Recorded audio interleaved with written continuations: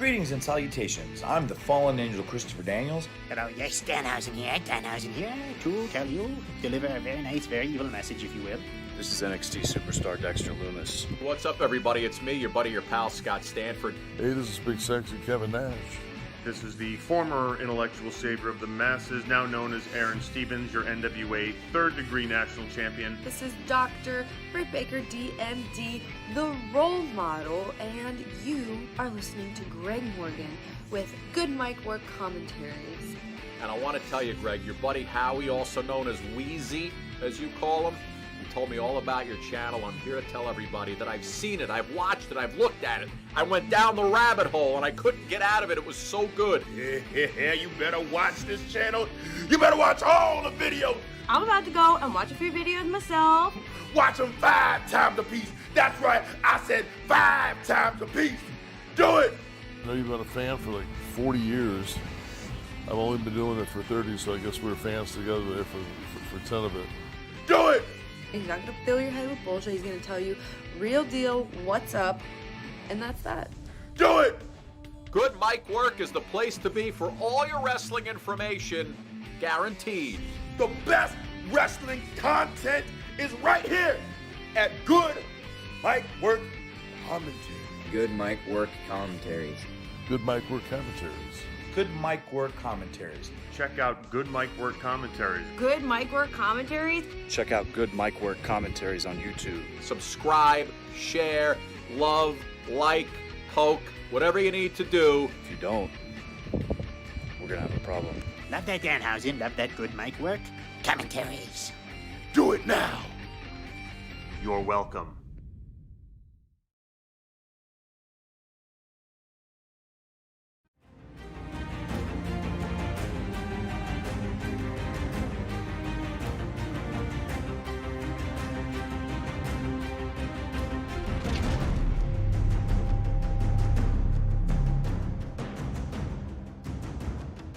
What's up, guys? Happy Elimination Chamber weekend to everybody out there. Hope y'all are having a good one. Sorry, it has been nearly a week, or I think exactly a week since the last time I was up here.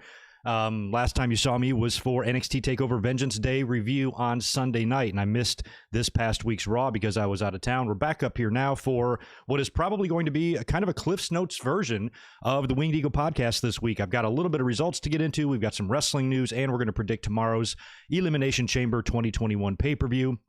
And I'm going to be up here, of course, tomorrow night after the show reviewing that.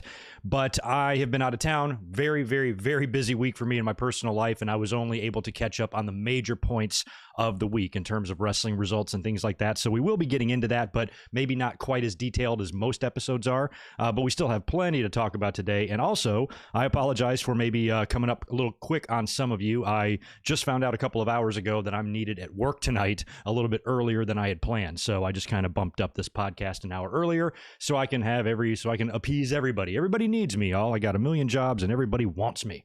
Y'all want me. They want me. Everybody wants me. But anyway, we're back now, getting back to business here on the channel. Very excited because we are, on the road to WrestleMania here. Big pay-per-view tomorrow. One more between now and WrestleMania. Fastlane coming up, and there's going to be plenty of speculation in this episode, especially when we get into the Elimination Chamber predictions themselves, because that's a weird one to predict. I might do very shitty in my predictions because I'm certain about a couple of things, but there's a few things really up in the air, including the Lacey Evans and Asuka match, which clearly is not happening now, but yet WWE, as of today, is still advertising that shit on their website. So I think tomorrow might be a little bit confusing, but I do think there's a couple of things that are a shoo-in in terms of us, in terms of what we see and stuff. But for this episode, like I said, we're going to get into a little bit of wrestling news, just a few news and notes that I found interesting when I was searching through wrestling news this week. I'm just going to touch on a couple of key points on all the shows this week. This past week's Raw, just a couple of things. Wednesday Night Wars, AEW and NXT, which battled pretty closely in the ratings this week, but with a really, really fun main event in AEW, and NXT was very interesting as well with the whole Kyle O'Reilly seizure incident and all that stuff. So we'll get into a little bit of that, and I'll briefly discuss last night's SmackDown. Pretty good show, even though nothing earth-shattering really happened, but for a go-home show, I thought it was solid, and I really, really liked the groundwork that they are laying now for Roman Reigns and Edge. That is pretty much a all but guarantee now that that match is going to be what we're going to see at WrestleMania, and we'll probably get Edge's answer on that tomorrow night at the Chamber. So that's what we're going to talk about to close out the show, is the Elimination Chamber, and I'll predict all what I think is only 5 matches announced for the show as of right now. I'm sure something will be tacked on to the kickoff. Wouldn't be surprised to see a 24/7 title change or something like that tomorrow as well. But in terms of what we actually have advertised officially, only 5 matches. So we'll talk a lot about that and try to get into detail about what we might see, and see what kind of shit we can predict. But anyway, should be a fun weekend overall. Let me say hello to everybody in the chat. Then I will get into a couple of video scheduling items I want to let you guys know about. Shout out the patrons, and then we'll jump into the wrestling news. All right, everybody's here. Good to see you, Nate and Melissa in the house. Alex Dredge and Riley and William and Brandon. Mo, Hamid, and Stone Cold. Madeline, Feebush, good to see you. William, Chris, Morin, Ernie, Roderick, Ben, Jet, Sonic, JL, Isaiah, Crush. Right on. Good little handful of you guys in here. And this should be a fun road to WrestleMania, I think, on the channel here. What I'm planning to do is to be up here on the channel every single Sunday night between now and WrestleMania, whether I'm reviewing a pay-per-view or we're doing a special episode or a special watch-along, and that's kind of my plan. So, of course, tomorrow, immediately following Elimination Chamber, we'll be right up here on the channel live to discuss all of the results of that and what this now means heading into Fastlane and, of course, WrestleMania. And 1 week from tomorrow, February 28th, last day of the month, next Sunday night, we're going to do a live watch-along of WrestleMania 17. That's going to be fun. Last time I did a watch-along, I went up a little bit late. I understand it's Sunday night. Some of you have to work in the morning, and I'm all the way on the West Coast here. So if you're East Coast time, you got to stay up late with me sometimes. So I'm going to try to come up a little bit earlier, maybe like 8 p.m. on the East Coast is when I'm going to try to be up for that WrestleMania 17 watch-along next week. But I will give you guys an official time and date on that as we get closer. But just something to put in the back of your mind. I also have 2 other watch-alongs planned for WrestleMania season and a review, and I'm trying to come up with at least one more special WrestleMania-related video to do. So we're going to get a whole lot of good mic work between now and WrestleMania 17. So tell your friends, subscribe, smash the like, that little notifications bell so you can find out when I upload videos and stuff. That's very helpful. Shoot me a follow over on Twitter, all that good stuff. So that's all the good housekeeping I have for you. Just really wanted to mention those videos. I also want to shout out our friends and our current subscribers on the Patreon page. Of course, Nikita Abalakin, thank you as always to you. Chris Miner and Super Fluffy Toaster. Deshaun Robertson and J Smooth 1999. Martin Can, Alex Dredge, who is here, I believe. Apron Bump Podcast, Alan Carter, Brandon Yelverton, Michael Tong, Nick Musser and Jimmy Anderson, K-Dogs, Kennel, Ryan Y, Devlin Husband, Jonathan Redifer, Claudio Klabadester, Daniel Rodriguez, Reese Jones, Barry MK, Josiah, Mr. Steve, Scott Moss, John Riffle, Michael Cuomo, Naveed, Keith Salyers, Nathan Walker, Blake Moran. As always, guys, appreciate it. You're the best. You keep the channel moving, and I can't thank you enough. All right, that is all we've got for the pleasantries here. We are not going to waste too much time this week because we got a lot to get into and talk about. And then at the end, if there's time, we'll take some questions. I'll do the super chats. We'll see what kind of ideas you all have for Elimination Chamber tomorrow and what sort of things you see happening. I think we can probably all agree. Just give me a yay or nay on this. Tomorrow, both world champions will leave Elimination Chamber as world champions, correct? But there's a lot that can go on between now and then that I think might be interesting tomorrow. So we'll see how the Raw and SmackDown Chamber matches play out. And how crazy is it? I've been talking for 2 months about all these WrestleMania scenarios, and every single one of these scenarios involved a women's Elimination Chamber match. We're not even getting one. So the ladies aren't even having one on this, which is kind of funny because I had this thing pegged for like a Rhea Ripley or something. I really, really, really wanted that Rhea Ripley and Charlotte rematch, and now it does not look likely at all. And Lacey's pregnancy, as we're going to talk about here in a minute, really has thrown a monkey wrench into a lot that they probably had planned for WrestleMania, which makes me think that whatever they do tomorrow might just be Charlotte taking Lacey's place and beating Asuka for the title or something, because the way they handled this on Raw was very strange. You saw, well, we're going to talk about that, and I'll save that for later, but it seemed like WWE, if they were to have found out about Lacey's pregnancy, which apparently is legit, by the way, if they were to have found out about that earlier on in the day prior to Raw, it really doesn't look like they wrote that segment or match any differently. They just added that ending part because, Lacey was still involved in the match, even though she was kind of backed off and distanced from the ring apron a little bit.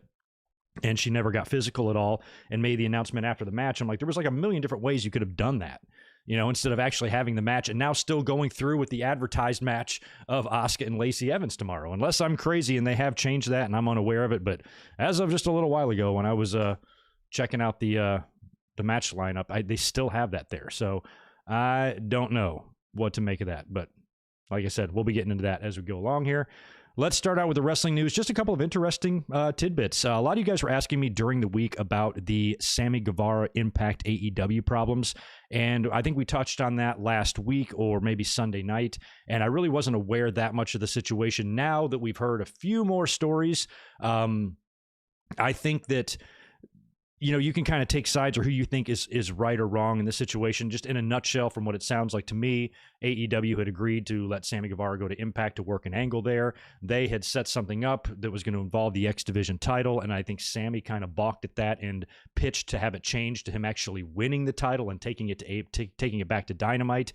And they didn't want to do that, and then there was a stalemate, and Sammy got sent home. So regardless of who you think is in the wrong there, it's to me it's kind of when you suggest something that's going to benefit you and only you, I can understand why, especially if there's a working agreement going on, why that could be frowned upon or why that could create some issues. So I kind of can see Impact's side of why they would be frustrated with Sammy Guevara in that situation. But the bigger picture to me here is this should be a good warning sign of the problems that can happen when you have working agreements. We're all thrilled as hell, I am at least, that AEW is because what you want out of a wrestling company is for them to give you something that you're not going to see in WWE. They're going to do that at Revolution with the exploding barbed wire fucking death match or whatever. So that's kind of the point there of a new wrestling company. We're so sick and tired of the same old BS that we get from WWE so much. We need some sort of an alternative. AEW has done a pretty good job of doing that, although there are very WWE-like aspects to their show. Stuff like this is what's awesome because now they're working with New Japan, they're working with Impact, they're working with NWA, they're working with everybody, essentially, maybe except for Ring of Honor, I suppose. So that's all fine and good, but you really, that all hinges on cooperation. And when we've seen, if history is any indication, this is doomed to fail because every time prior, back in the 80s when, the last remaining remnants of the other companies out there besides WWE, when they were just running away with it, when they all tried to band together out of desperation, you're talking like AWA, NWA, Mid-South, and they all kind of combined, WCCW, they all kind of combined together to do those super clashes or whatever the fuck it was. You had all sorts of problems, because the promoters wanted their guys over, and there's beef, and there's politics, and there's egos, and there's all this shit. It's very, very hard to kind of coordinate those efforts to where you can, put on a good show where everybody benefits and, no rough feathers are ruffled, so to speak. And so I just, kind of issue a warning to these companies, even though it's great and it's awesome for the fans.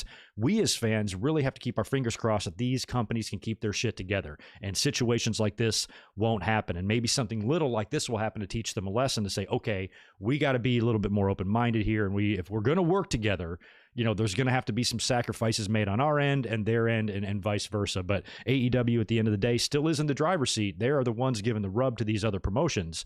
So, they should, I assume a lot of fans would think they should acquiesce to whatever AEW wants to do, but that's not always the case. It's got to be a little bit balanced and fair. And I don't think a talent really should be able to do what Sammy did, quite frankly. I like Sammy Guevara. I've always liked him. But, for him just to go say, no, I want to win the title and take it to AEW, that's, I don't know. Like, I can understand how, in the wrestling landscape and wrestling universe, how that can be perceived as not good. So just be careful with all these working agreements. Hopefully these issues don't become a regular thing and they're just isolated or sporadic or whatever, because we don't want to see that. We want to see Impact continue to work with AEW. It's awesome seeing the Good Brothers on Dynamite and shit. I love that. So I don't want that to go anywhere. And now that we've seen Kenta turn up, and Moxley and Kenta have got the match coming up at the end of the month, I think, for the United States title, and we could potentially even see more in the future if that's something that goes well. Man, the possibilities are endless. So I just think the whole Sammy Guevara situation, regardless of your stance on it, that should be a wake-up call to everybody involved. Be cool, because if you're not, you're going to fuck this up. And we as fans don't want that. And that's why working relationships aren't done that often, is because they're hard to do. So hopefully AEW will be able to do this. And again, they offer us something that WWE does not, because WWE doesn't work with anybody unless you sort of include Ring of Honor.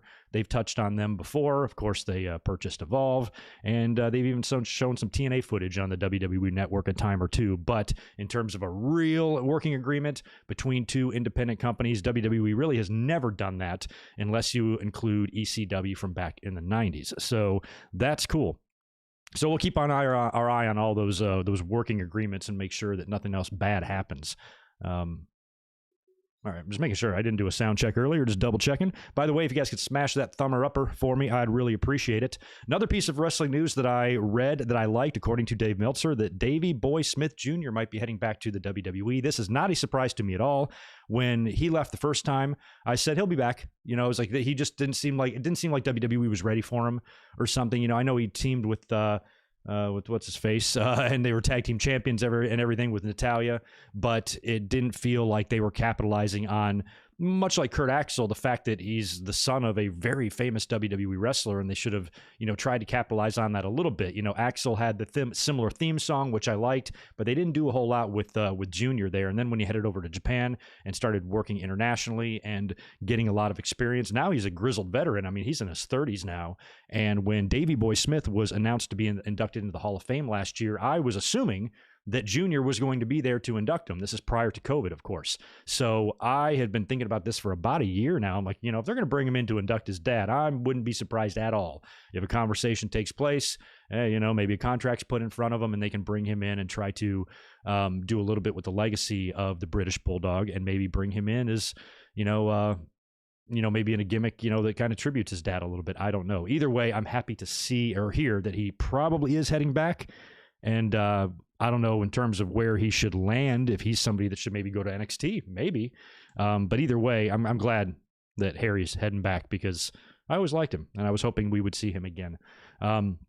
Meltzer is also reporting, I found this funny, that Lars Sullivan apparently is training to become a boxer in one of these like bare knuckle companies. So Lars is going, full badass here.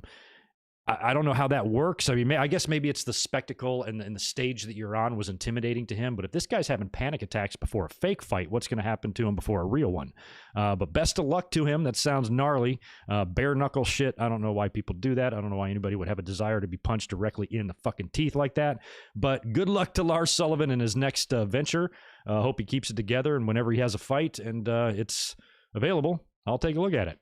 Oh, this is a piece of news that I love, or it's not really news. This comes from the source directly. Andrade has been teasing in a couple of tweets lately that he might be heading back to NXT. He's tweeted a couple of photos of him back when he was NXT champion.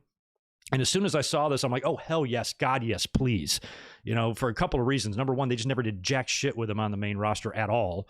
And I loved him in NXT. And if he does, in fact, go back there, he absolutely must resurrect Cien Almas, correct? He's got to be Andrade Cien Almas if he goes back there. I really kind of hope he does that, because I always liked Andrade a lot. And when he came to the main roster, I'm like, okay, if they pushed Del Rio and made him world champion, they can certainly do it with this guy. He's 100 times better than Alberto Del Rio. But they never did. He just, he fucked around with Angel Garza for a while. And then there was the rumors that when he does come back, they might actually pair him with Charlotte. And now that the Lacey Evans, pregnancy thing has happened, they might have to change gears. If maybe they thought they were going to do that and change their mind, maybe they go back to that now. So it's possible we do see Andrade turn back up, and he could be side by side with Charlotte. But this idea of him going back to NXT, I am a million times in favor of, and I think he would be a great, great, great addition there. And we've seen what it's done. I'm thrilled. I'm so happy with Balor being there, because even I was like, oh, Balor was awesome in NXT, but I didn't think if he went back there, if he really had a chance to recreate that magic that he had before when he was there. And I still don't think he has completely, but he's done very well. Even with the injury and him being out for a couple of months, remaining champion through all that, he's done a great job, being champion when I thought he was going to be a transitional champion, a place-holding champion, just there while Karrion Kross recuperated from his injury. Now that Kross is back, he's not exactly targeting that title directly. He's got the stuff going on with Santos Escobar that's actually been delayed another week. So I think they're going to do that match next week instead, because we didn't see it last Wednesday. But him coming back there would be a great addition. And I think that if Balor, can regain some of that past NXT magic. I think Andrade has the chance to do the same, and I think he'd be much better off there than Raw or moving him to SmackDown. I don't even know what brand he's on, to be honest. Is he on Raw? I think he's on Raw. So why bring him back there? Like, what's the point? It's not like he's going to be doing anything. So going back to NXT would be great. Maybe this is something that he requested himself. Wouldn't be surprised. You know, if I was a WWE talent, I would. I'd be like, you send me back there so I can actually pretend like I matter, you know, instead of just farting around on TV every week having me do stupid shit. So I think this is a great possibility. And if it happens, I am going to be very happy about that. So let me know what y'all think about Andrade. That's really all I have for the wrestling news. Everything I kind of read through wasn't really worth my time discussing. So if you have anything that you think I should have mentioned, let me know over here. Tyson Kidd. Thank you, Melissa Hernandez. Why can't I remember that guy's name? Poor dude. Natalia's husband. Early retirement because of that. What's the move Samoa Joe gave him? He's good. He trains a lot of guys too. But yeah, back then I remember like I didn't feel like they were doing much with Bulldog's kid and stuff. So, you know, when he left, I was like, oh, good. Maybe he'll go gain some experience and, you know, his stock will rise and WWE will take interest again and bring him back in. And looks to be that's what happened. So we'll keep our eye on David Boy. Anyway, let me touch on Raw real quick because I wanted to mention a couple of things from the show last week. I did not see it. I was actually out of town. I went to Sedona, Arizona, and stayed in a cabin up there in the woods. It was my girlfriend's birthday. It was snowing, freezing balls cold, and we went and saw the Grand Canyon. I went to Meteor Crater, which fucking blew my mind. And I've been out now on the West Coast now for 10 years. My family's been out here for 20, but I've never driven through, you know, Arizona like that. I've never seen land go that far before, like as far as the eye can see. You know, North Carolina is relatively flat, but you can't see for like 500 fucking miles. The landscape out there is so crazy driving out there, and I just enjoyed every second of it. So it was a fun little getaway. I got us out of San Diego a little bit and just away from reality for a few days. And I was missing a lot of wrestling, including Monday Night Raw. I was keeping an eye on Twitter. You guys were updating me, but I wasn't going to come home after a 4-day trip and then just watch, 9 hours of wrestling. So I kind of just gathered the Cliff's Notes version of all these shows, Raw, NXT, and AEW Dynamite from Wednesday. And I was working last night, so I just caught a little bit of SmackDown too, because it was the go-home show. I didn't think I needed to put the full 2 hours in. So that was kind of my wrestling consumption for the week. It was very limited, and I only kind of got the major stuff. So forgive me for, maybe giving you the Cliff's Notes version of this, but you guys really want to hear me run through, a 3-hour Raw results here 6 days after the fact? No. So let's just talk about the main stuff. And of course, the big news on the show, where there's a couple of big news items on the show, but the big one was probably the Lacey Evans pregnancy. And this was announced on Raw when you guys, like I said, I wasn't home. So I'm reading my phone in Arizona and I see that, Lacey is pregnant. And I'm immediately thinking, I'm like, oh shit, they went there. They did that stupid pregnancy angle that we've seen a couple of times in wrestling that never ends well. There's really there's 2 ways it can end. It can end in a miscarriage, or it can end in the person lying about the pregnancy. There's really no other way around it. So when they announced, when you guys told me that she said that she was pregnant, I'm like, I cannot believe WWE is doing this. You mean to tell me she's going to be impregnated with a little nature boy inside of Lacey, Charlotte's baby brother or sister? I can't fucking handle that. But apparently the pregnancy is a shoot. She's legitimately pregnant. At least that's what the reports are. And the evidence suggests that as well, based on her, how active she was in the match and things like that. But like I said, they still have her booked officially for tomorrow against Asuka. So that match is going to be changed.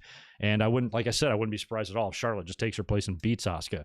But they're going to have to do something there. And in terms of what they did on Monday in Lacey's announcement, they went ahead with a tag team match. It was Asuka and Charlotte Flair taking on Lacey Evans and Peyton Royce. And during the match, Peyton is doing all the work. Lacey, if you watch it, she's not even really fully on the apron. She's like kind of backed away on the steps, because I did find that odd. If she was pregnant, she found that out and she informed management earlier on in the day. I'm surprised she even had her out there, or they even had her out there doing anything, even if it is just standing on the apron. Something could happen. You could fall. You could, an accident could take place or whatever. So they might, from a medical or official standpoint, they might not even be allowed to let her be out there. But if you notice, during the match, she wasn't even fully up on the ropes, like reaching in for a tag. She spent a lot of time with like a foot on the ring step. So she was way backed off from that. And then finally, Lacey never gets tagged in. And I think Charlotte finally is about to get her hands on her.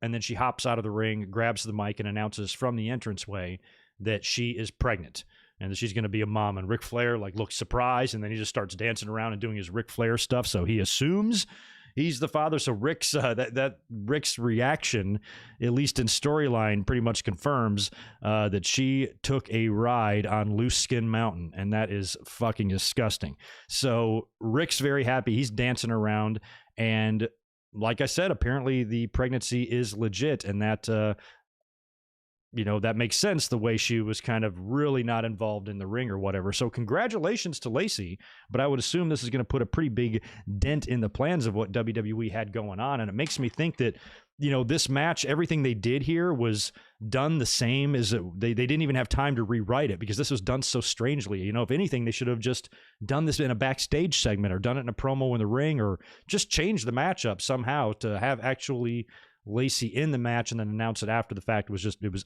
oddly executed, I guess. But in the end, that's going to remove Lacey Evans, I would assume, from TV. So she'll have to be replaced tomorrow by somebody unless this whole thing is a fucking work and she uses it as a reason to dupe Asuka in, tricks her, maybe gets in the ring and Asuka, of course, I don't want to hit you, you're pregnant. And Lacey then takes advantage of that. Boom, women's right. Pins Asuka and then gets on the mic and says, you fell for it or something like that. Now she's champion and you can do Lacey and Charlotte at WrestleMania. No, not even with Fastlane in between now and then. I can't see that scenario happening. Lacey apparently is for real. She's pregnant and that's good for her. And we'll see what they do tomorrow in terms of changing that match or replacing her with someone else. And as of right now, that's the only women's match on the entire pay-per-view. So they're going to have to give us something.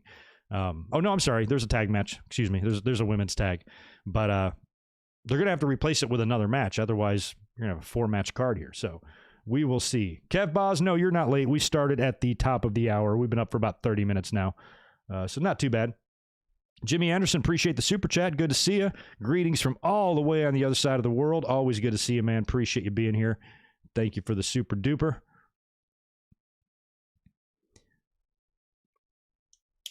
Yeah, and Mohammed, I that's what I'm wondering what they're going to do on TV, if they're going to tie this Lacey stuff, this legit pregnancy into the storyline, because they're going to have to explain something, because if Lacey's pregnant in real life, she's going to want to share these things on social media, and her, I don't even know if she's married or she has a boyfriend. I don't even know what Lacey's deal is with that in terms of a relationship or whatever, but to pretend on TV it's Ric Flair, but when it's really not. I wonder if they have to almost do something tomorrow or do something this Monday on Raw to just write this storyline over. Have Lacey tell Ric Flair to kiss off, dump him, break his heart or whatever, and then he kind of has Charlotte's shoulder to cry on, I suppose. Whatever they do, you would just think they need to kind of close this off because Lacey's going to be off TV. She can get pregnant. She's going to go have a baby. We're not going to see her until Royal Rumble. Probably, maybe December, but probably not. So, and that's assuming she even comes back right away. So we're looking at Royal Rumble or next year's WrestleMania for a Lacey Evans return, if that. So you can't just leave this shit with Ric Flair open. So I think they're going to have to, get some closure on that somehow. Maybe that's why they still have that match booked for tomorrow. I don't know. But either way, interesting turn of events. No, Jimmy, thanks again for the super chat. No, not in these days. A miscarriage angle is terrible. You should never do that at all. They shouldn't have done it back in the Attitude Era, and you certainly shouldn't do it in 2021. And I don't think they're going to do that there at all. They did one with did they do one with Lita? How did they pay that off? I can't remember. Lita was pregnant with Kane's baby. I forgot how that was paid off. Was she injured or hurt or something and miscarried? Whatever it is, it's bad taste, and I don't recommend doing that shit. So I'm not seeing that here with those two. But they're gonna have, like I said, they're gonna have to wrap it up in terms of storyline and what they're gonna do with those three and that whole weird angle. Anyway, after that, the other big thing to mention about Monday Night Raw is a big change to the Elimination Chamber match. Now, originally, it was supposed to be a big gauntlet match with all the members of the Chamber facing each other in the main event, with the winner going in or entering the Chamber last. So that match would still take place at the end. But prior to that, we had a Miz TV segment with Drew McIntyre. And I think it was just Miz was out there by himself, no Morrison. And Miz is just running his fucking mouth. And this was actually pretty well done. I liked the way this was all set up. And Drew was letting Miz run his mouth. Every time Drew goes to speak, Miz starts to talk again.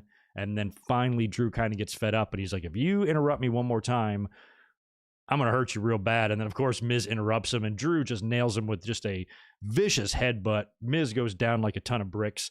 And Drew McIntyre leaves. Miz gets pissed. He kind of recovers. He's rubbing his head. He gets on the mic and he says, I am removing myself from the Chamber. So he doesn't want to be in the Chamber anymore.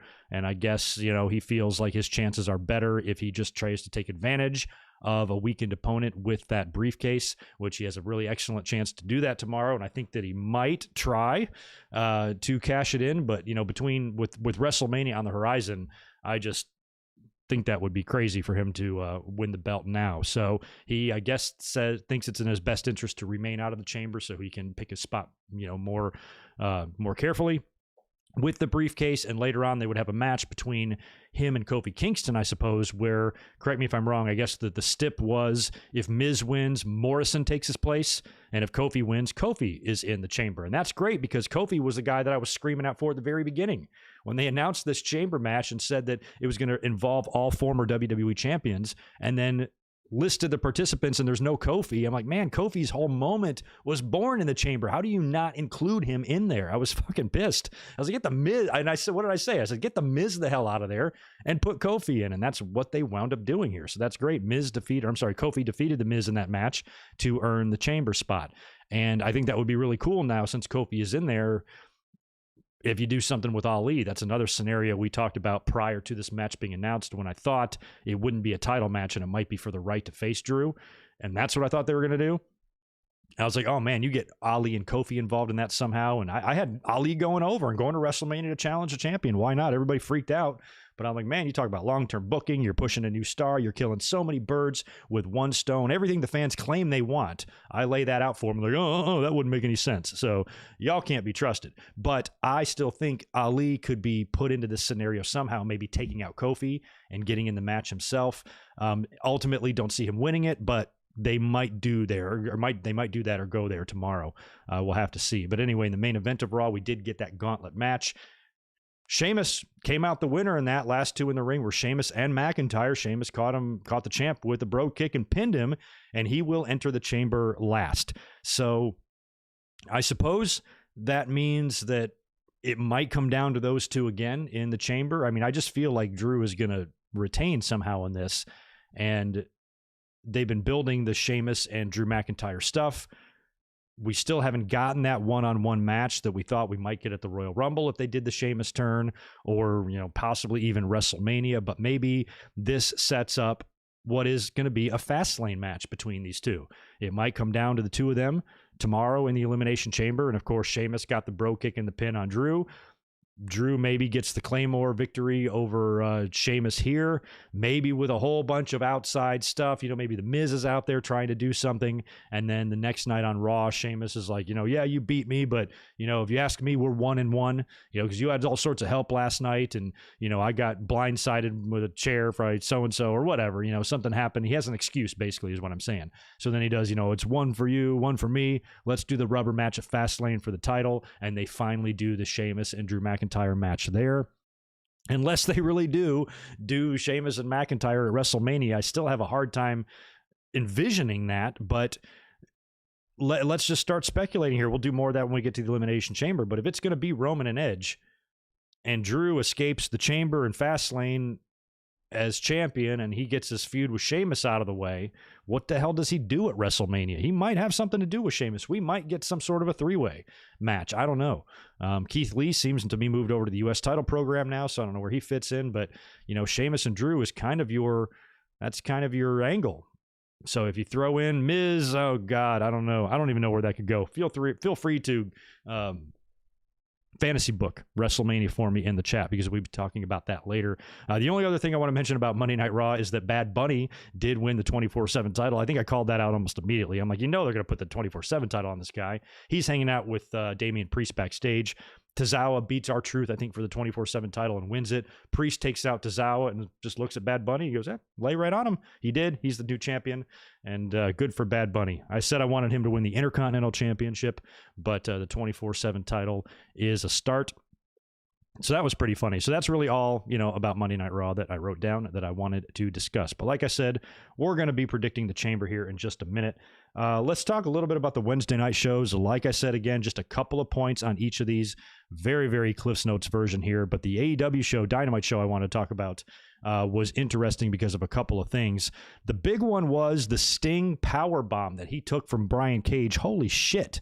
Is he cleared to wrestle? He must be cleared medically. I don't think you can take a bump like that when you're 60 unless you're cleared to take that bump. Although with what we saw with the Matt Hardy situation a while back, I worry that maybe these precautions are not taken as seriously in AEW or not. But that was crazy. It was a Team Taz promo. They talk shit, call out Sting. He comes out there with a baseball bat, drops the baseball bat. There's a physical altercation. They start fighting with each other. In the end, you see Brian Cage picking up Sting and hitting him with a very, very hard power bomb onto the mat. And he took it. They had the overhead camera shot that focused in on Sting for what had to be 30 seconds. And, that's scary, especially when you think about what his last match up until now was 6 years ago against Seth Rollins.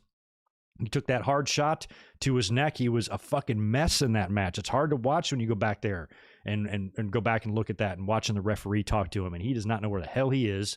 And he's struggling hard, and he hasn't been in the ring since. And here he's supposed to have a tag match with Darby against these guys here. And I guess this was a little initiation there to get physical by Sting, but the physicality didn't really surprise me. I'm like, okay, he'll probably get a little bit physical, but taking a power bomb like that was pretty crazy. The only good thing about maybe a Sting match is that when I saw the power bomb to Sting, you hear JR say, "What impact?" or whatever. Oh, by the way, JR called Kenny Omega the WWE champion apparently on Wednesday night. That's fucking hilarious. But when I heard JR call the power bomb to Sting, I immediately went, oh shit, it didn't even dawn on me. I get to hear Jim Ross call a Sting match because he'll be calling that match, I'm assuming, correct? When it happens, I'm like, that's pretty cool. That hasn't happened unless he called something for Sting when he was briefly there in 2015, but I don't think so, and you guys can help me. Unless that happened and I can't remember it, this should be the first time JR calls a Sting match in 30 years? 32 years? No. Probably 29 years, something like that. Crazy amount of time. I'd probably say 92 was the last time he did. So yeah, that's a long time ago, man. A real long time ago. So that's kind of cool, but still, that didn't look good. I wasn't just a fan of that whole piece of business there. I don't know. I just don't think Sting should be taking bumps like that. If Sting got powerbombed like that in WWE, people be shitting their pants. So I don't just know how smart that is. But it's Sting's body, it's Sting's neck, it's Sting's head. It's not ours. So if he wants to take a powerbomb, he can take a powerbomb. That's what wrestlers do. Main event was all tons of fun, all kinds of fun. Holy shit. Lance Archer, Ray Phoenix, and Jon Moxley taking on the Kingston family. How fun has Lance Archer gotten lately? He's one of my favorite dudes. I just love the way he comes out there. He sort of reminds me of crazy, scary, sprinting Braun Strowman, but he just has a lot more wild, almost like with the wild Brody arms and shit. When he comes out there, he's a little bit of Strowman. He's a little bit of Bruiser Brody. He's a little bit of Brody Lee. And I feel like Archer is also kind of filling that void of Brody Lee's passing in a way. He's really stepped up his game. I did not think I would enjoy Lance Archer as a babyface. Didn't see it possible just with the way he was and Jake Roberts and the whole deal. And it's working just fine. He's fucking fantastic.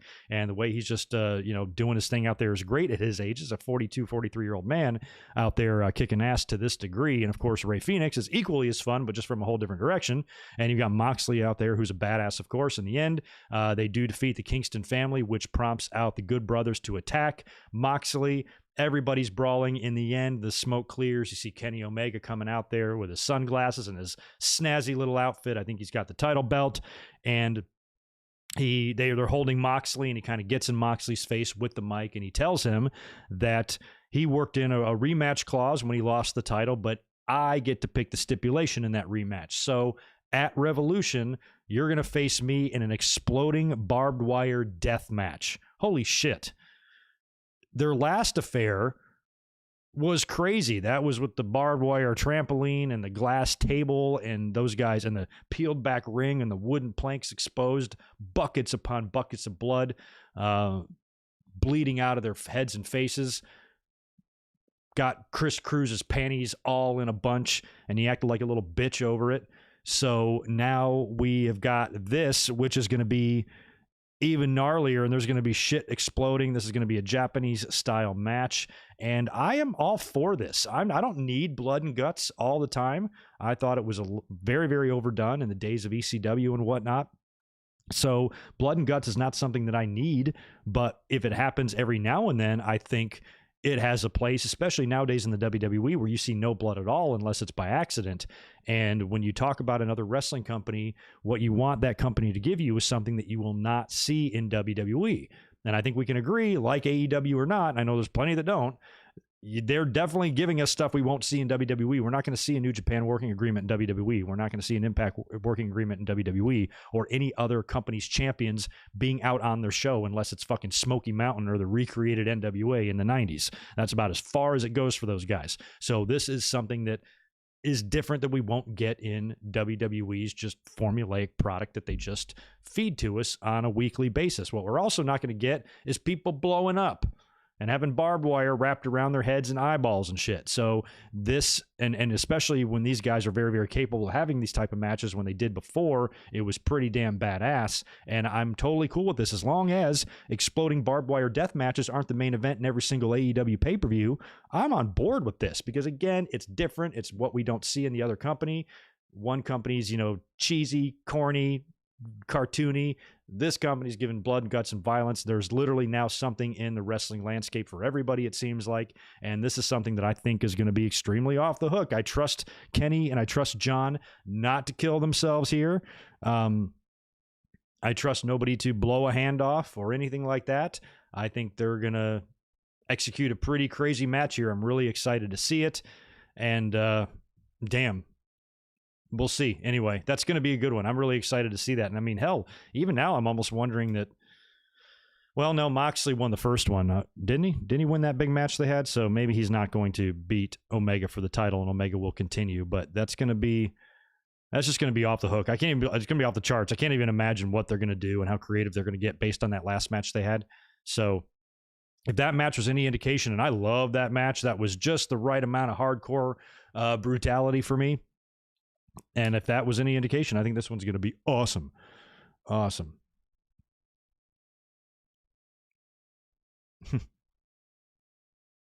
Yeah, I think you're right. I think AEW is going to push the boundaries, and I hope they do. They should. They got to make some waves, man. COVID stalled their momentum. I thought they were doing great and everything, and the ratings feel like they've plateaued a bit. We haven't really approached that 1 million viewer mark for either show on Wednesday, not even close. AEW's come close a couple times, some 800,000, some 900,000s, but generally it seems like AEW and NXT are hovering around that 700-ish thousand viewer point, and this was no different. So if you start just getting balls out there and just doing all sorts of crazy stuff, it is going to create buzz, take notice, and get some more eyeballs on their product, I suppose. But yeah, I'm excited for it, and I'm excited for it because I don't feel like AEW, even though they have a little bit more creative freedom to do whatever they want, and they're not scared to do anything, and and they don't have a Kevin Dunn micromanaging every damn thing in their production truck and shit. I think that they're doing a good job of giving us this stuff without overdoing it. And that's a big issue there because exploding barbed wire death matches are fine and everything. But what got ECW, I don't want to say stale, but ECW became very repetitive around like 99, even 98 and 99 even. I'm like, okay, how many times are we going to saw poor little Spike Dudley's head off, and then toss him off a balcony, enough's with this shit. So I think that these type of matches are great annually, or something like that, and AEW is too smart to begin an exploding barbed wire deathmatch pay-per-view, because that's what WWE would do if this concept got over. Every single stipulation match or specialty match that they've done, they've turned it into a pay-per-view. So AEW, I don't think, is going to do that. These are going to be things that are going to be used when the time is right, and they're not going to have it just on their pay-per-view calendar where it's in the way, where now they have to book a Hell in a Cell match just for no fucking reason like WWE has to now. I much prefer it when you have a feud or an angle and a storyline or a personal issue between two guys that warrants something extreme. So I'm excited for this. This is going to be great. Can't wait to see it. Revolution, I believe, is March 7th. That's 2 weeks from tomorrow. So yeah, Elimination Chamber tomorrow, WrestleMania 17 watch along the Sunday after that, and then Revolution review the following Sunday after that. So lots of stuff coming on the channel. Let's talk a little bit about NXT as well. Of course, Vengeance Day was this past Sunday. That was a great pay-per-view, and it had a great twist ending at the end of the show when Adam Cole turned heel and super kicked Finn Balor, and looked like he was going to, or Balor looked like he was going to maybe join Undisputed Era. I still think that could possibly happen with what we see here, but this was the Fallout show on Wednesday night. By the way, I should mention the ratings since I was talking about them. AEW, 747,000 viewers for this week. NXT, 713. So it was a little closer this week, but still a solid victory for Dynamite. But on NXT, this was the fallout from Vengeance Day. So you wanted to see what Adam Cole's explanation was going to be. I believe O'Reilly was out to the ring first. Him and Roderick had a few words, but Adam Cole was never there. We had the main event. It was a six-man. Pete Dunne, Oney Lorcan, Danny Burch taking on Finn Balor, Kyle O'Reilly, and Roderick Strong. A potentially new look Undisputed Era here is pretty cool. In the end, though, Adam Cole finally shows up. He he shoves Balor off the top rope, and then he goes out to the outside, grabs Kyle O'Reilly, and turns on him and gives him like a wicked brain buster on the steel steps. And then in the ring, Pete Dunne hits Finn Balor with the bitter end and pins him, so Dunne gets the victory for his team. And Adam Cole hit a super kick on Balor in there somewhere as well, I think after the match, and the heels won there. But in the end, you saw Adam Cole not only attacking Finn Balor, but now attacking Kyle O'Reilly as well. And apparently Cole, according to his social media, he has come out now and said that he's going to explain himself this week. So on Wednesday, we will finally truly hear why Adam Cole did what he did. We saw a funny little vignette or promo from Pat McAfee, I think on an airplane, where he was bragging. He goes, "I told you Adam Cole was a piece of shit," or whatever. So that was kind of funny. I wouldn't mind seeing the two of them team up now. That would be random and maybe fun. So Cole now turning on his team. It looks like he's on the outs with Undisputed Era. I don't know where Roderick Strong fits into all this. I still think he's a little bit on the fence, but I wouldn't mind, like we talked about on Sunday, I wouldn't mind if Adam Cole, did his deal here with the Undisputed Era and then went on his way to the main roster by himself and let Finn Balor run the UE from now on and turn into the Balor Era or the Bullet Era or some shit like that. Might be kind of fun. And in the end, I think this was probably a good move, something that needed to be done because it shakes things up a little bit. And now we finally officially have what appears to be an Undisputed Era split, which is what we've been wondering about for the past year or so. But it might not even be totally split. It might be divided up in two different sections, or we might have a new leader on our hands. We'll have to see how all that goes down. But in the end, Adam Cole apparently is going to give his explanation for all of this on Wednesday night. So we'll keep an eye on that.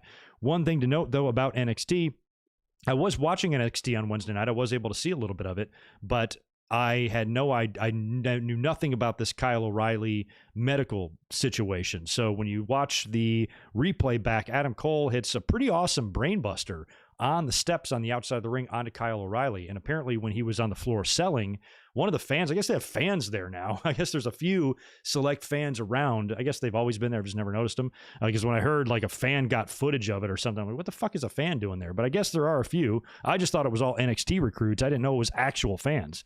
So a fan got a video or a picture of O'Reilly who apparently was just selling his ass off, but it kind of appeared like he was having a seizure or something like that. And everybody came out there, medical staff, they strapped him to a gurney. Triple H was out there. Everybody was very concerned. And this was played off.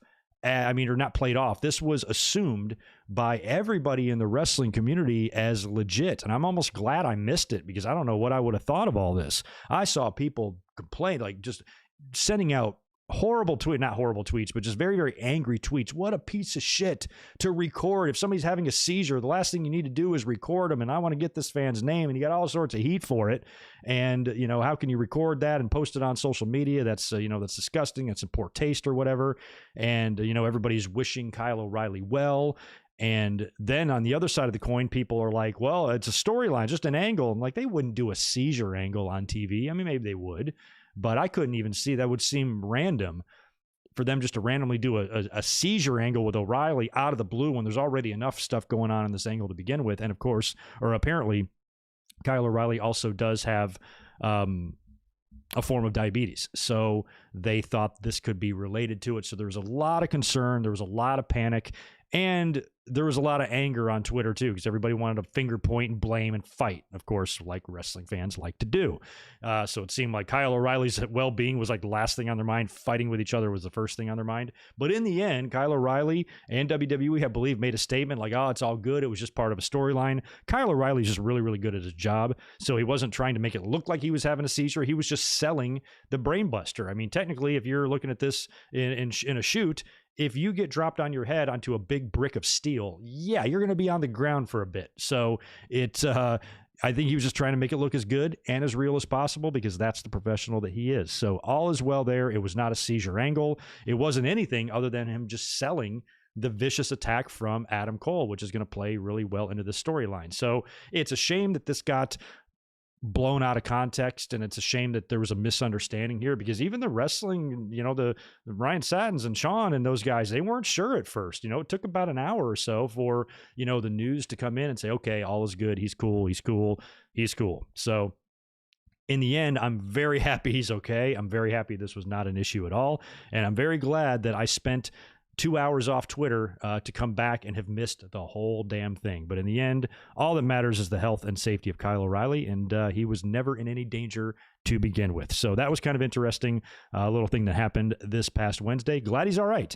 And I'll start paying attention more this week when we get Adam Cole back on TV and he explains what the hell he's going to be doing in his future. And that should give us a pretty good indication of what the future of Undisputed Era is. And hopefully this is not something that drags on for a long period of time. It might lead to a match between Cole and Balor for control of Undisputed Era. This is assuming Balor has any desire to be a part of Undisputed Era. We did see some miscommunication in that tag match main event on Wednesday where Balor hit, I think, a Pele kick to one of them, maybe to Roddy or something, or maybe to O'Reilly. Don't remember. So there was a little dissension there. We'll have to see, but we'll get some more answers this week on Wednesday night. Before I get into the SmackDown, just a couple of SmackDown tidbits, and then we predict Elimination Chamber. Let me just cruise back over here to the chat, make sure all is well. Those of you who are here, if you don't mind smashing the like button for me, I'd appreciate it. Man Ray, appreciate the retracted $5 super chat message, but you did chime in with another $5 down here. The barbed wire match will be the only match that I'll somewhat check out. Wait to see Jim Cornette's reaction to it. Yeah, a lot of people, I don't know why anybody want to hear Jim Cornette. You know what it's going to be. He's going to shit on it. So I think the match is going to be awesome. I'm not interested in what anybody else's opinion on it is. I'm interested in what I think of it. Don't care what anybody else thinks of it. So yeah, Jim Cornette, I'm sure will have tons to say. And like I've talked about Jim Cornette before, his podcast is so listenable. It's very enjoyable. Like Jim Cornette is very smart. He's always been one of my favorite people. For the life of me, I don't understand what him and Brian's also a very knowledgeable guy and easy to listen to and keeps the podcast flowing really well. But I really just don't understand what possesses somebody to care so much about what other people like. Like it's become part of their shtick, and that's what I think fans have to understand. Fans are now starting to tune into podcasts like that to hear the shitting on of AEW. Because if they didn't do that, they'd lose a lot of viewers. So they can't turn back now. It's part of their shtick. But boy, to double and triple and quadruple down on it so hard about this company's completely worthless and they don't know what the fuck they're doing and then blah, blah, blah. I'm like, no, I don't. That's just a crazy opinion to have. And even if you do have that opinion, fine, you have the right to that. But to tear to such a degree, to go out of your way to tweet things and say, I don't understand why somebody would like a show like that. Guess what? It's not your job to understand why they like it. It's not your job to understand why I like it. You're not in my fucking head. I'll like whatever I like, period. Nobody influences me. No matter how many years you've been a manager in wrestling, I do not fucking care. So with me, I don't care if you like or hate AEW. Do whatever you want. I literally don't give a shit. But for you to care so much, And if you hate something and you're that annoyed with people who like it, that just seems like a colossal waste of time. It seems like a poor usage of your brain power. That seems like to put yourself in a high stress situation for no reason at all. And that can't be healthy. So the podcast that they have when they talk about other stuff is great. I could listen to those guys talk all day. But when you really have to hammer home how bad you think AEW sucks just to appease that one AEW, that anti-AEW portion of your audience, that seems like it's selling out to me. You know, it's just all I'm going to say. But I just don't think that anybody should care that much about what somebody else likes. You can have your opinions on the show. I think the show is produced like crap. I think the matches suck. I don't think Kenny Omega is a star. I don't think anything they do is good. That's fine. Say that and fucking shout it from the fucking rooftops like I give a shit. But to go out of your way to personally attack other people for what they personally enjoy, well, I see that shit on Twitter from all sorts of people. I don't know why anybody would like that. Who fucking cares? Why do you have to care? Like, why is that even entering your mind?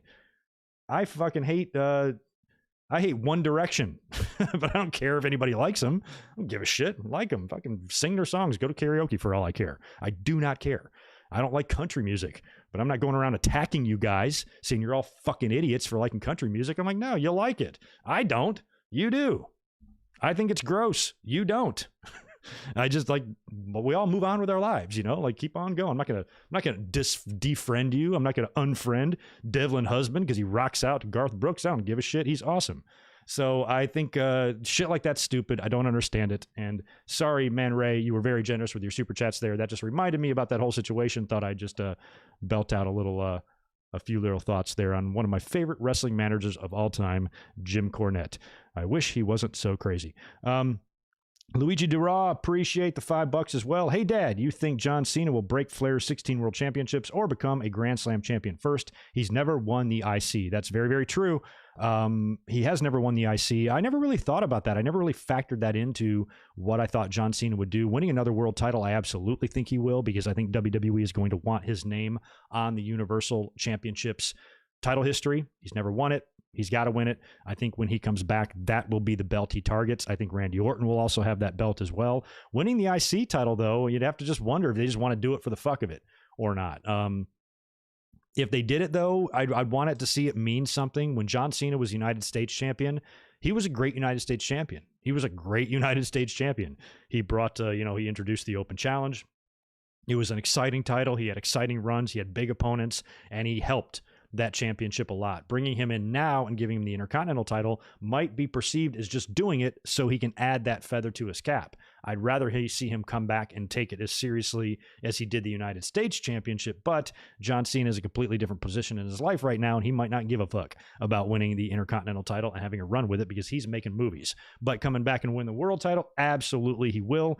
So yes to the 16, not sure about the IC. That's my opinion there. Anyway, let's move on to SmackDown from last night. Just want to mention a couple of things, and then we will predict the Chamber. And that's going to be about it for this week. And then you guys will see me tomorrow night. But anyway, in terms of SmackDown last night, like I said, I didn't see all of it. Saw a couple of things, saw some of the key moments, checked out YouTube clips, and watched a couple of matches in their entirety. That was it. The main thing coming out of here, I think, was Edge and Roman Reigns. There was an Edge and Roman promo that opened the show, and that was awesome. I had been mentioning that this is the match I wanted to see them do before the Royal Rumble. I'm like, if Edge wins, man, Edge and Roman and Heyman added into that is going to make for some great promos on SmackDown. I knew they were going to be great. Like, I already knew that, but I wasn't sure how they were going to be great. I wasn't sure what Edge's demeanor was going to be. I wasn't sure if he was going to be intimidated by someone that's a lot younger and a lot stronger than him. And, from a physicality standpoint, Edge is, the aging, returning veteran after a decade with a bad neck and shit like that. I wasn't sure what the dynamic was going to be, but Edge, man, he is really, not only is he not backing down from Roman Reigns, I think he's making Roman Reigns second guess himself a little bit, and Edge really stood his ground well in this promo, and I loved it, and it just got me all excited for this WrestleMania match that we absolutely must see now. There's no way they're going to go through all this for Edge to now go to Raw and challenge Drew McIntyre. Not happening. This is going to be your match, and it's going to be awesome. And I like the way Edge, he said to Roman, he goes, do you really want me to expose your flaws? You lost your cool last week. I haven't even put any pressure on you yet, and you're already cracking. So if you really want me to expose you for, the fake or whatever the fuck you are, that's fine. And really kind of puts Roman in his place a little bit. And then Roman winds up, he does a deal where he kind of, it looks like they're going to fight, like Edge is like unzipping his jacket or whatever. And Roman like kind of puts his hands up. He puts his hands behind his back and he goes over to Edge and he just kind of whispers something in his ear, which we don't know what was said there. You guys can let me know. But, in his very calm, Roman demeanor, I'm sure it was probably something threatening. Like, or, this is the match you want. This is the match you need. I'm the main event type of thing. And Roman and Edge even mentioned something about that. Edge is like, you need me to be in the main event because I'm in the main event regardless. If you lose your title to whoever in the chamber, then I'm facing them, not you. So he really did a good job of not only backing down from Roman, but holding his own on the mic in terms of an intimidation level with Roman. He wasn't going to be pushed around by him. And I kind of thought this whole angle would have a different dynamic. I thought Roman would be a little bit more the aggressor, but Edge is using his experience to be able to see through some stuff about Roman and see through and see his flaws and shit like that. And that's why I think this is going to be a really awesome match. So later on, they had a big main event scheduled with a 6-man. It was Daniel Bryan, Cesaro, and Kevin Owens taking on Sami Zayn, Baron Corbin, and Jey Uso. Edge hung around on commentary for that. Daniel Bryan tapped out Sami Zayn to win the match for the babyfaces. After the match, the fight continues, and that's when Edge hops off commentary and nails Jey Uso with a spear, and then Roman shows up and hits Edge with a spear as the show goes off the air. So that all but guarantees it that tomorrow, and apparently Edge has said that he's making his decision tomorrow. It won't be on, and that's a smart decision to do, to make it tomorrow. Otherwise, we have to wait a week because he's not going to come out on Raw and announce that he's challenging Roman. So he's going to be at the Chamber tomorrow, and he's going to announce who he's going to face. We have to assume it's going to be Roman. We also have to assume that the SmackDown Elimination Chamber match will be the main event because the winner then immediately faces Roman right after the fact, unless they split it up. But I don't think it's designed to be that way. I think the winner has to face Roman right there. So I think when Roman defeats that winner, that's when we get Edge coming in and maybe giving Roman a receipt for that spear. Spears Roman after the match, gets on the mic, I choose you. That's the way it's going to happen, right? I feel like that's where they're going with this. So anyway, really good setup, though, last night on SmackDown. I like that a lot. It looks like they are kind of looking ahead, though, honestly, to WrestleMania. They're looking beyond the Chamber, even though I think all this was set up brilliantly. I love the spear at the end of the show, and I love the promo that opened between them. It is kind of looking past Elimination Chamber again. Roman is not walking out of that match with the title, unless Edge fucks him over or something, but I don't see how he can. I don't see how Edge can get in there. Well, I guess he can. Once they open that big ass door, anybody can get in.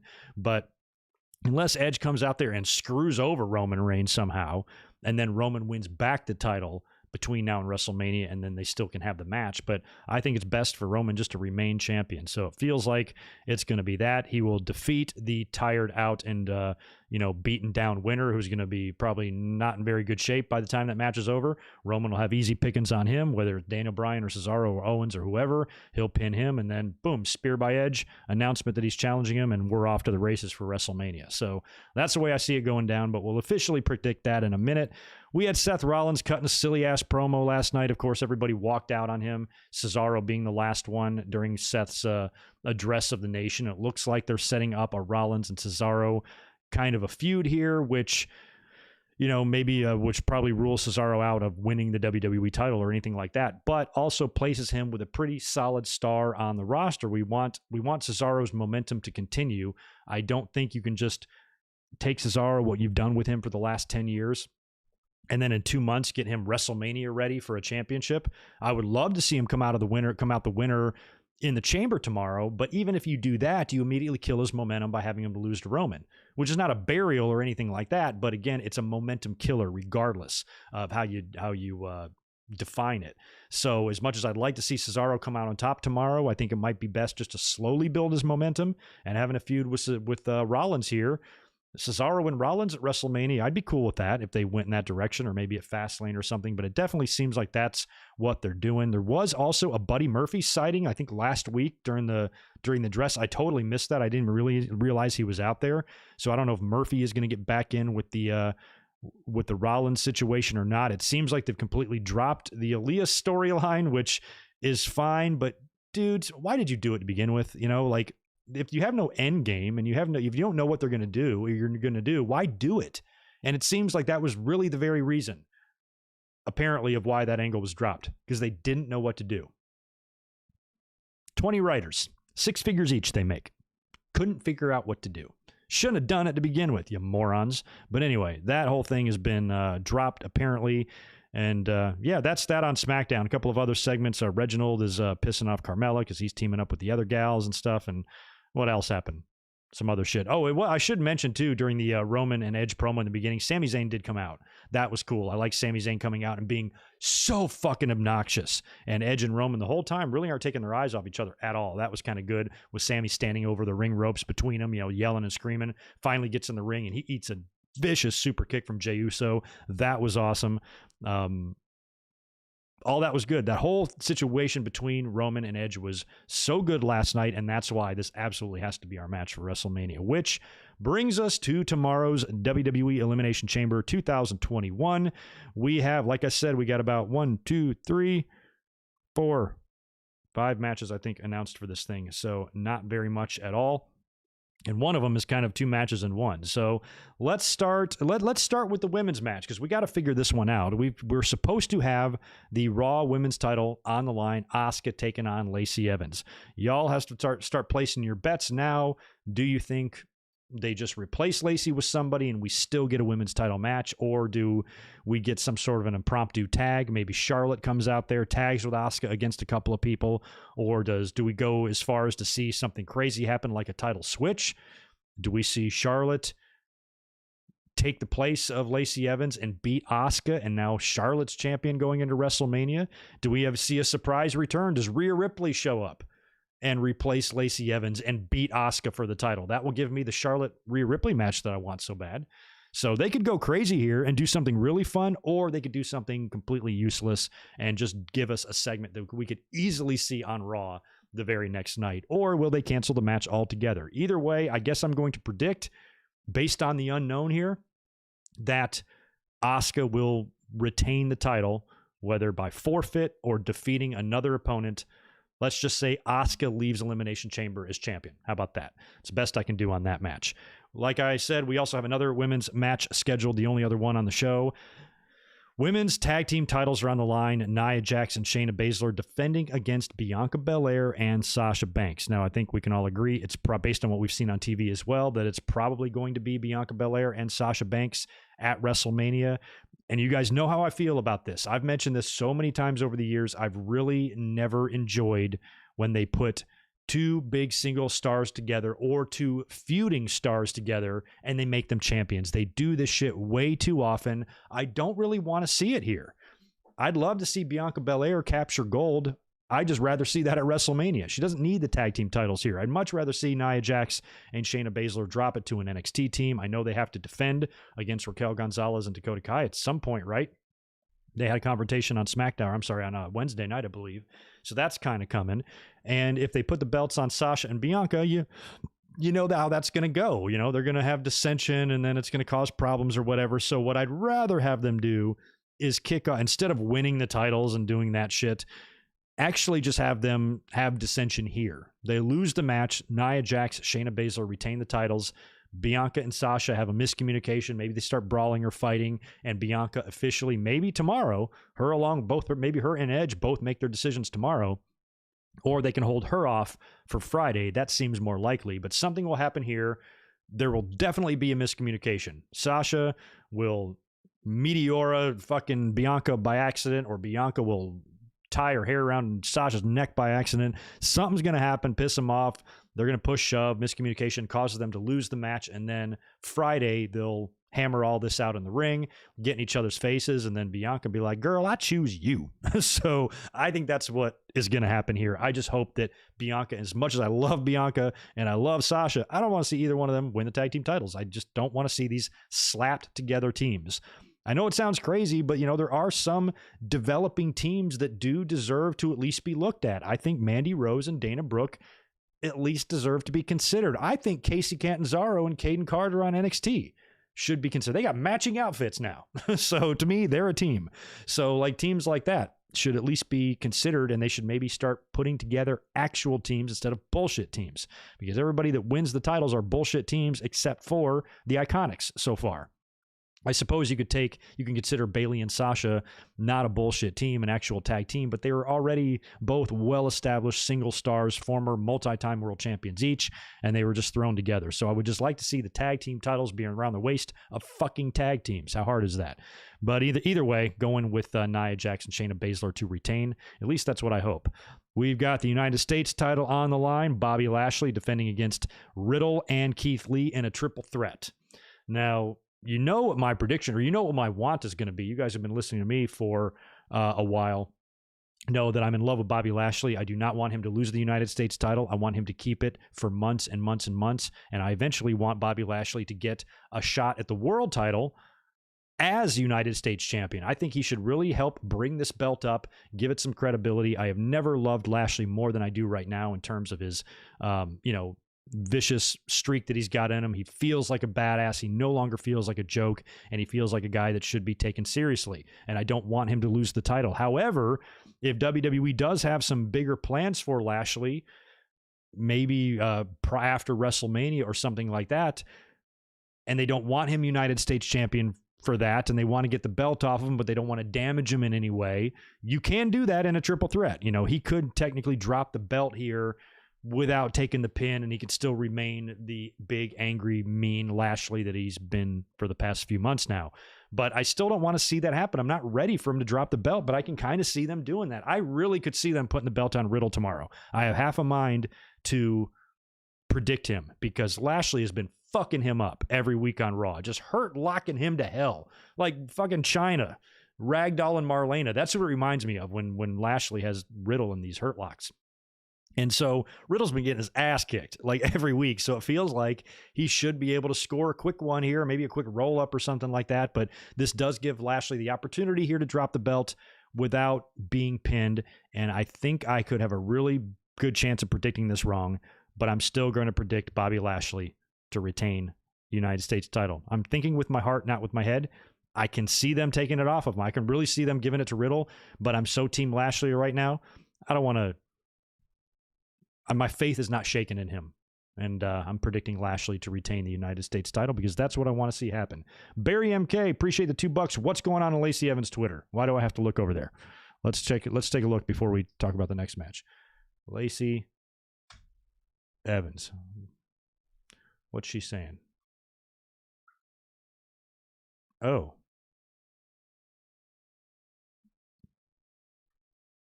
Well, there's just a picture of her in the sand, making a sandcastle pregnant belly out there. I guess that's, does that mean it's legit? I still don't know. I guess she's pregnant in real life, but anyway, very funny. Hey, Jet Darby, Jet Hawk, I just saw your tweet. It's your birthday today. I believe you're in the chat. 31 years old. Right on, man. Happy birthday. I'm sorry, I'm just seeing that now. Happy birthday to you. Appreciate you being here. Damn, you old, man. You old, son.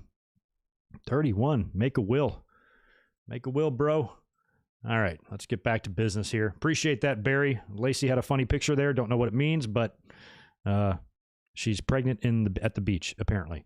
All right, so that moves us on to let's talk about the Raw Elimination Chamber match. Might as well talk about that one next. We've got Drew McIntyre defending the WWE title against Jeff Hardy, AJ Styles, Randy Orton, Sheamus, and Kofi Kingston now, who has replaced The Miz. So much can happen in this match. Now, at the end of the day, who am I predicting? Drew McIntyre. Drew McIntyre. He can't lose the title here going into WrestleMania. No fucking way. I just can't see it happening. He just can't. And I think it's going to come down to maybe him and Sheamus in the end. He's going to beat Sheamus. Now, technically, they're 1-on-1 or 1-and-1 because Sheamus pinned him on Raw. Drew pins him tomorrow. You get the Fastlane match. Drew retains the title, moves on to WrestleMania to face somebody, but that might not be the case. The Sheamus thing might carry on into WrestleMania. And if these guys are really, lifelong bros and they're best friends and, they went to management, but like, look, you're going to have so many marquee matches at WrestleMania. You got Roman and Edge, and you're going to have all sorts of great things. You got to have a Firefly Funhouse match. You could have Brock showing up or something. There's a lot you can do. Let us work together at WrestleMania. It would mean a lot to us. And maybe they're like, okay, you can work together at WrestleMania. But this makes me think, since they're doing the stuff with Sheamus now, that we could see an appearance by Brock Lesnar. He could come back, maybe. We could see Braun Strowman, who was left out of a lot of this on Monday night and got pissed talking to Adam Pearce about it. We could see him get into the mix, and maybe this is going to be, they're going to be building for a Drew McIntyre and Braun Strowman match at WrestleMania. I could actually see that, and I wouldn't be totally against it. Strowman won the title last year at WrestleMania, beating Goldberg. So he's been left out of a lot of situations here. He's not in the Elimination Chamber match. He wasn't in the Gauntlet match on Raw to do anything, and he wasn't in the replacement match to replace The Miz either. So they could do that and do Strowman and Drew, and I suppose that would be acceptable, as especially if Drew wins. I would like Drew McIntyre to beat Braun Strowman just to cement Drew even more as that star that's just wiped out everybody. I mean, he's now beaten Goldberg and he's beaten Brock, and now he's putting Strowman down. The only hill he hasn't overcome yet is Roman Reigns, who had his number at Survivor Series, and they could be gearing towards a rematch there where Drew gets that victory back too. So I guess right now it seems like it would be Strowman is going to be directly in front of Drew McIntyre after the Sheamus shit is over. So that's why I think that could be it. Yeah, Drew pins Sheamus, rematch at Fastlane, Drew wins, goes on to face Braun Strowman at WrestleMania. How Braun Strowman earns this opportunity, I don't know, whether it's on Raw or whatever the fuck. You still got The Miz to think about, who's now no longer in this match. He's got the briefcase. He could come in and attempt to cash it in there, but I would like Miz. I think what would be really fun is for Miz to attempt the cash in at WrestleMania. Not at Elimination Chamber, not at Fastlane, WrestleMania. That would be fun for him to come out with the briefcase and everybody's freaking out, oh, fuck, Miz is going to win the title, but then he doesn't. Or he waits that full year. I think he's got until May. It's coming up pretty soon. Maybe it expires and he never cashes it in because he just doesn't have a good enough opportunity. But he could wait till the very end, or maybe wait till the last day possible to try to cash it in. But I think WrestleMania would just make a fun scenario for whatever type of match they do. For Miz just to come out there and get humiliated or whatever. He can even have a match. He probably will. It's probably going to be him and Morrison against Bad Bunny and Damian Priest. You can still have Miz show up later on or something with the briefcase and fail to cash it in. Either way, he needs to fail and cash it in, or when he cashes it in. And I suppose this is about as good of an opportunity as he's going to get to capitalize on whoever the hell wins this Elimination Chamber match, because Roman essentially gets to do the same thing to face the winner there. So Miz could attempt something here, but if not, I think it would be cool if he saved it till WrestleMania. I also think maybe Ali could get involved here. Would love to see him attack Kofi backstage and get entered into the Elimination Chamber match. That is definitely possible. I definitely also think we could see The Fiend. I've mentioned how February pay-per-views, it's been common for guys to come up through the ring. Undertaker did it in 96 against Diesel, or with Diesel in the Bret Hart cage match. And then Big Show did it when he debuted in 99 at St. Valentine's Day Massacre, when he came up through the ring in that cage match. So now you got another cage. If there's a cage in a ring in February, there's a good chance somebody's coming up through that cage or coming up through the ring. So if The Fiend did that, came up through the ring, sucked Randy Orton down into the abyss, that would be great. Or better yet, since it's the Thunderdome and they can edit, you got to do something with the pod. I'm almost convinced 100% tomorrow that The Fiend is going to appear inside that pod with Randy Orton. The lights are going to go off or something. They're going to come back on, and then The Fiend, maybe he's got a new look. He's standing right in there with Randy Orton, puts the mandible claw on Orton, puts him down, lights go out, they come back up, and The Fiend is gone, but an unconscious Randy Orton is still in there. And then it's his turn to come out, and they just drag out his lifeless body and pin him. Or you can make them both disappear. You could have, lights go out, appear. The Fiend is in the pod with Randy Orton, and he chokes him or claws him, and lights go out, and they come back on, and they're both gone. And then Randy Orton's just eliminated from the match. It could be like that. I still like the idea of him attacking him though, and then Randy Orton being dragged into the ring. I think that would just, add a little bit more, brutality to it. I think Alexa Bliss, we might not even see The Fiend, because you have to wonder when we are going to see him. Tomorrow is no guarantee. Tomorrow presents an opportunity, but they might be saving it for something better. You do have to think that if The Fiend is going to come back with any sort of a new look, that might not be something they want to debut in a mid-card match. I mean, this is probably not going to be the main event. It's probably going to be the SmackDown one. So you're going to be debuting this new Fiend in this match that's then going to be followed by another match and then another match after that. So I think that maybe a Fiend return should be designated for the main event segment on Raw on Monday, or on a Raw leading up to WrestleMania, or in the Fastlane main event if the Fastlane main event is a Raw match or something. I don't know, but I think that the Fiend's return might be better served for Raw, and maybe Alexa Bliss shows her face in the Chamber. It would be really funny if she showed up in the pod with Randy Orton. I'm sure there's a lot of fans that wouldn't mind that scenario that Randy Orton would find himself in.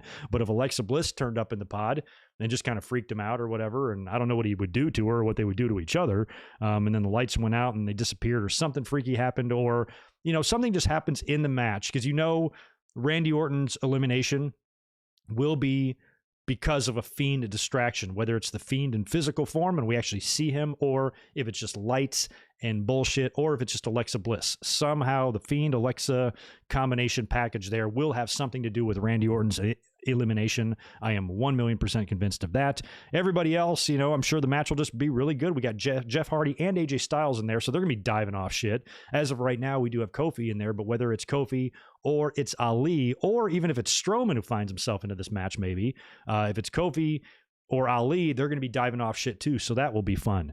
And of course, you know, Sheamus gets to enter this thing last, so either way, he will probably be involved in the final pin there, and that's what I think is going to go down. I think in the end, whether we see Ali, whether we see The Fiend, whether we see The Miz with the briefcase, all these different possibilities, I still think it's going to be a Claymore to the face of Sheamus, and a victory and a successful title defense for McIntyre, which sets up what I think will be a Fastlane match between Drew and Sheamus, and they'll probably set that up the next night on Monday Night Raw. And if The Fiend has anything to do with Orton's elimination, that'll be kicked off the next night on Raw as well. So we will see. In the end, though, I'm picking McIntyre. That leaves us with what I believe will be the main event, the SmackDown Elimination Chamber match. Kevin Owens versus Jey Uso versus Cesaro versus Daniel Bryan versus Sami Zayn versus Baron Corbin. Winner will face Roman Reigns immediately following this match. So right off the bat, you got to think, who's your pick, right? Owens, right? Oh, Owens. It's got to be Owens, because what we saw at the Royal Rumble, that was supposed to be the blow-off. They fucked it up, and I feel like we need a little bit of extra closure now because of that. So Owens, I think, is a very, very likely pick. But again, you know, he could go down. That would just, you know, he'd lose 4 title matches. That means to Roman Reigns, and I don't know what it would wind up, you know, what it would mean for him going into WrestleMania either. And doing that again, I guess, would be all right, and I feel like that's the direction it's probably going to be, but they have opportunities to do other things as well, namely, like we said, Cesaro. Now, I had mentioned earlier that as much as I would love to see Cesaro come out on the other side of this chamber, you guys have to decide with us, like, we have to decide what would be the best for Cesaro. Would it be the best for him to win the chamber only to have his momentum killed, and not buried, don't use that word, but killed by Roman Reigns by losing to him right after the fact? Or is it better to slowly build him up? And based on what we saw on SmackDown with him and Seth Rollins, that makes me feel like that's going to be your feud going at least into Fastlane, possibly into WrestleMania as well.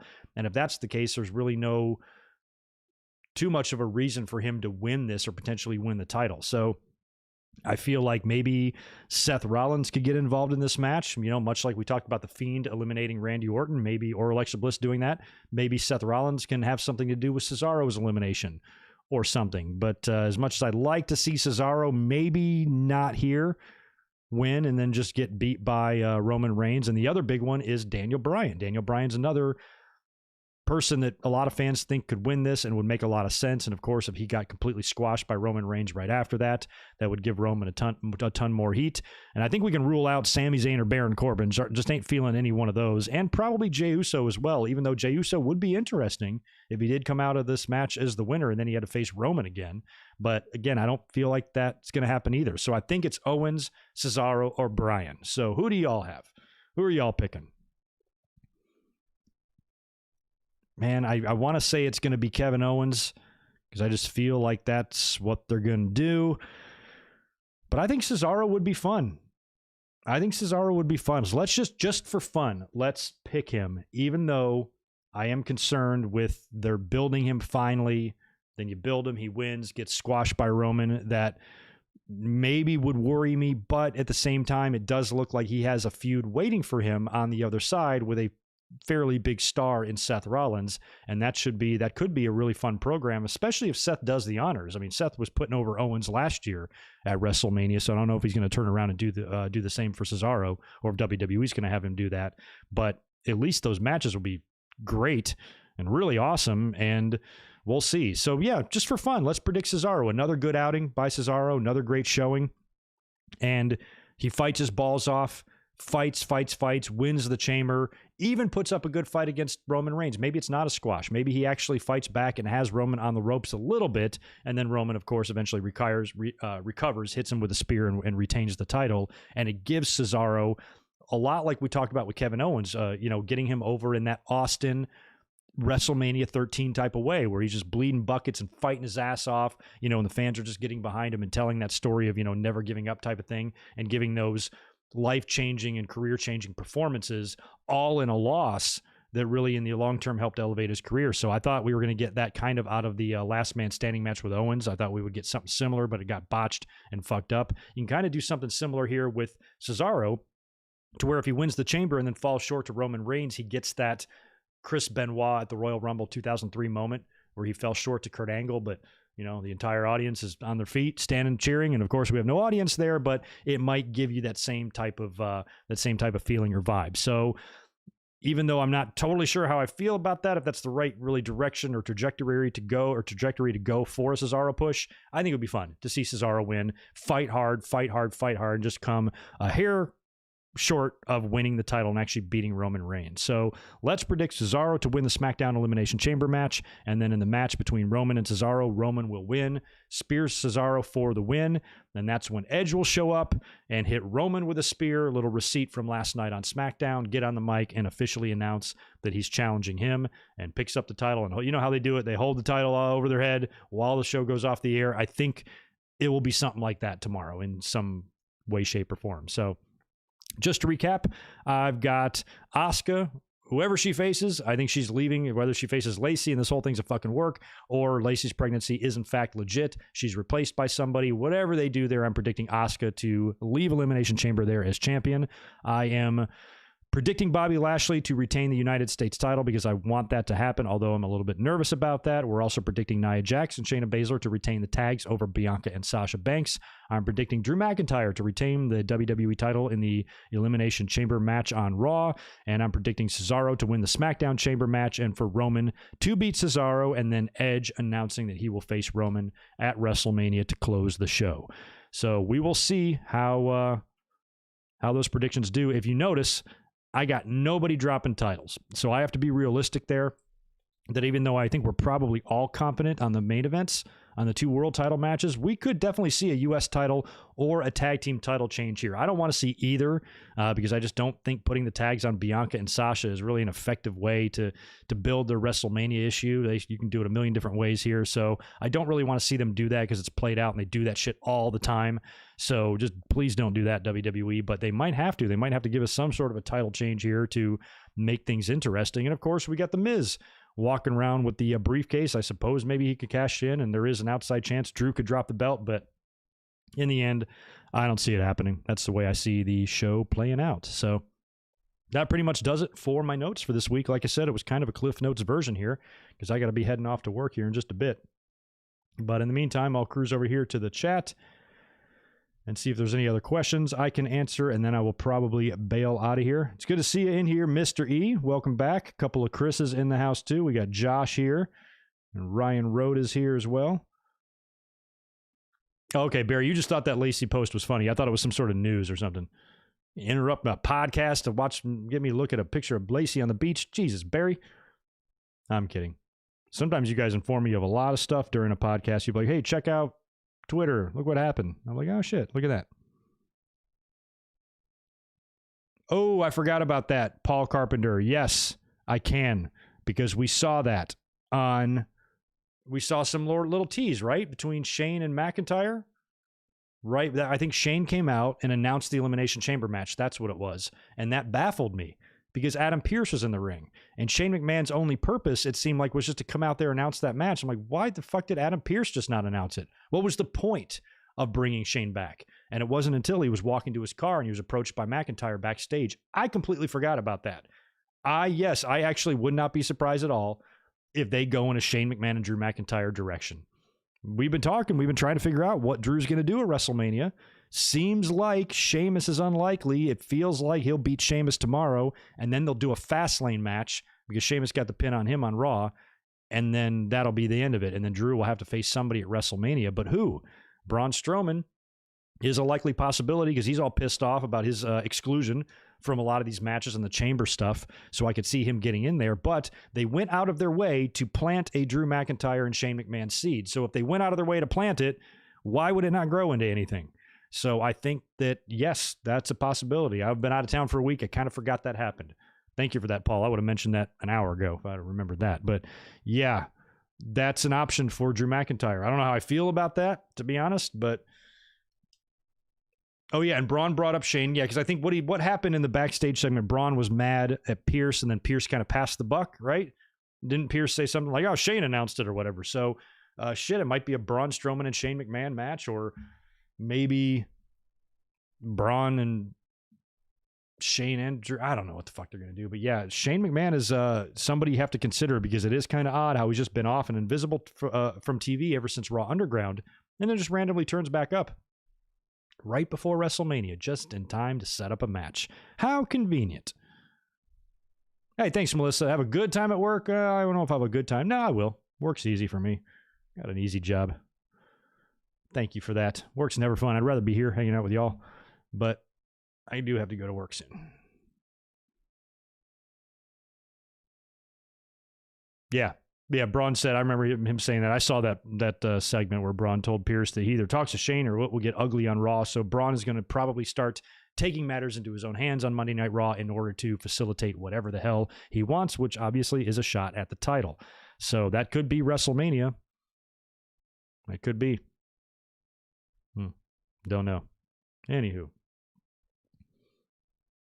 Oh man, during that whole thing, I forgot to put my chamber stuff up. I had chamber prediction decorations for you guys. Oh, well, we forgot. No biggie, though. We'll be back up tomorrow for the Elimination Chamber review. I will also be live tweeting tomorrow night, all during the pay-per-view. So please join with me on the Twitters, and we'll talk about it because these are going to be long matches. Like I said, there's only 5 or 6 matches announced for this show. 2, 3, 4, 5, I guess 6 in total. And that's if you count Asuka and Lacey, which probably isn't going to happen. And you know the chamber matches are going to be rather long because those things are so obnoxious. I mean, I just don't like the chamber. You guys know how I feel. I don't like the way the lights have to go down. And then they have to have the light, and they have to, like, it's a goddamn game show. This thing, I'm ready for it to blast off into outer space. The thing is so ridiculous with the lights and the, looks like a damn toy. So I just hate this match concept. I've never been a fan of it. Just give me an old school War Games and I'm happy. I don't need pods and lighting and lasers and music and all sorts of dumb shit. I don't need all that. And plus that door is massive. They make it sound like you're in a chamber you can never get out. Yeah, you got like 8 chances to get out because every time somebody's eliminated, they open the damn thing and you can drive a truck through it.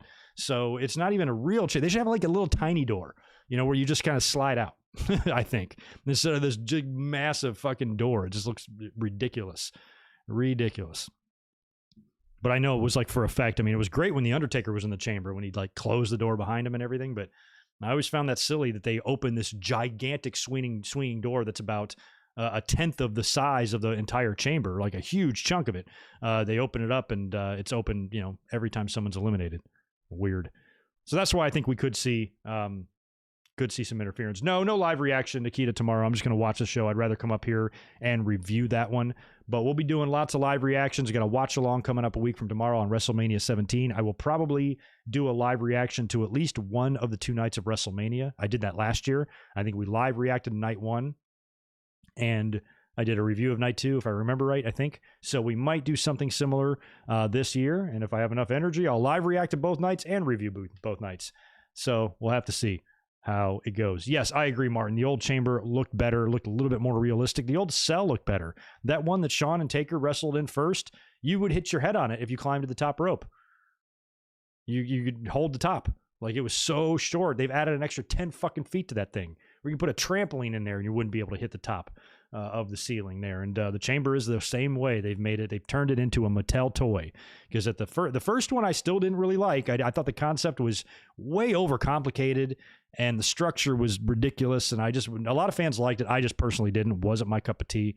But at least it had a little bit more kind of like a sadistic look to it, because back then, I mean, there was no pads, and you really want that anyway. I'd rather have their boys be safe, but there was no pads on the grating, so they were taking all those bumps. Now it's pretty heavily padded. Doesn't even look that dangerous anymore, really. And now you can do so much more stuff. They've built up the pods and changed everything where you can dive off of them and do all sorts of fun shit. But it was much better when it first started. But even then, wasn't a fan. Anyway, I appreciate you guys hanging out with me today. I got to get the hell out of here and head to my other job and make more money. So I'll be doing that. You guys have a great rest of your Saturday, and I will catch you tomorrow online on the Twitters during the pay-per-view and right after the show right here on YouTube for a brand new review, or a review of Elimination Chamber, and I will have the link to you guys up sometime tonight. So just keep a lookout. Other than that, you guys have a great rest of your day, and I will catch you tomorrow.